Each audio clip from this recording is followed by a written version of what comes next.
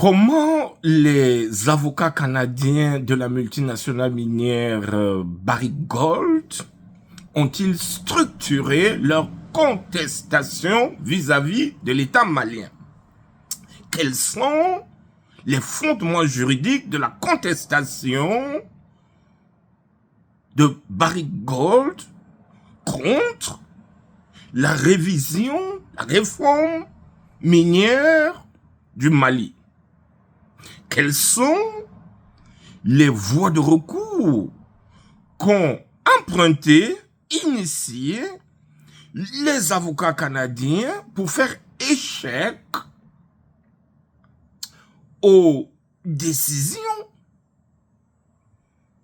de l'État du Mali qui font grief, qui mettent en péril les investissements miniers canadiens au Mali?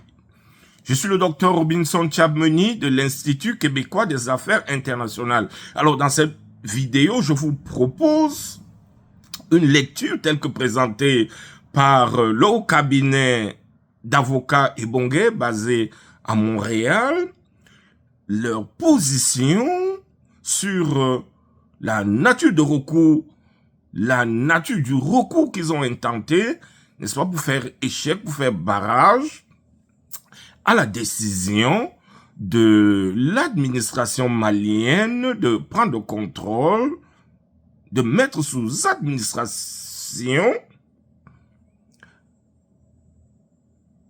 les investissements de la multinationale dans ce pays.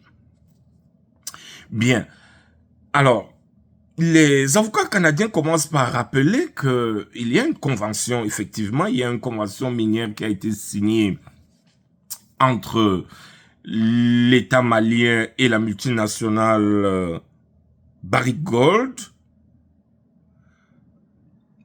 et que dans cette convention minière, on a inséré des clauses de stabilité ainsi que des clauses d'exonération fiscale, et que dans ce contrat, la participation de l'État malien se plafonne à 20%. Donc, on a cette répartition des actifs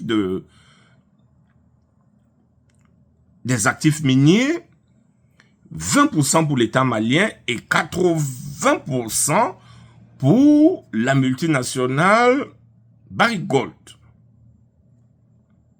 Et il y a lieu de noter que cette convention minière avait été signée sous l'ancien régime d'Ibeka. Bien. La contestation donc est fondée sur l'application du nouveau code. En fait, les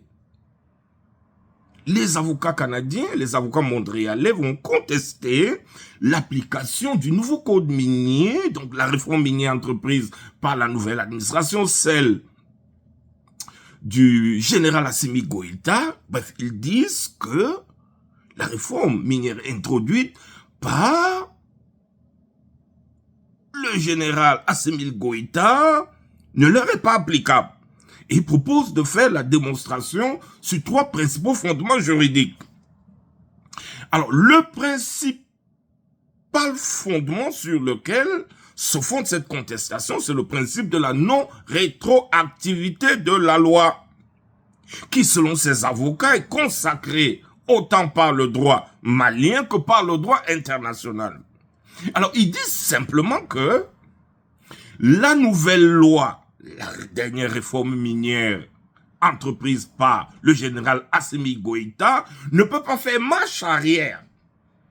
Il ne peut pas s'appliquer à une situation, à un contrat qui est intervenu 20 ans avant. Ils disent que la réforme entreprise par le général Goïta n'est valable qu'à partir pour des opérations, pour des conventions qui sont signées à partir de l'adoption de cette loi. Mais qu'elle ne soit régie, les actes, les conventions qui ont été signés longtemps avant son adoption. Et dans ce cas, 20 ans avant son adoption.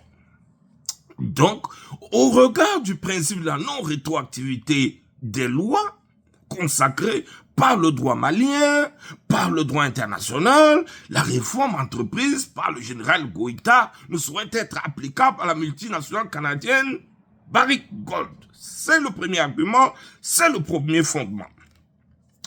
Le second argument, le second fondement juridique repose sur la clause de stabilité contractuelle. Alors, les avocats montréalais disent que dans ce contrat, on a inclus une clause de stabilité. Alors, que signifie la clause de stabilité? La clause de stabilité, c'est une clause qui vient geler, empêcher, s'opposer à tout changement de règles du jeu, si vous voulez, à tout changement des règles du cadre juridique et fiscal qui gouverne le contrat. Autrement, ça veut dire que l'entente que les parties ont eue est sécurisée, est stabilisée, d'où le nom de la clause de stabilisation, est stabilisée et empêche toute remise en cause durant la vie du contrat. Mais seulement, la réforme introduite par le général Assimi Goïta vient remettre en cause cette stabilité, cette sécurité du contrat. Troisième argument, c'est développé par les avocats montréalais, c'est le risque d'expropriation indirecte en cas d'application de la réforme, la nouvelle réforme minière voulue par Assimi Goïta qui modifie unilatéralement la fiscalité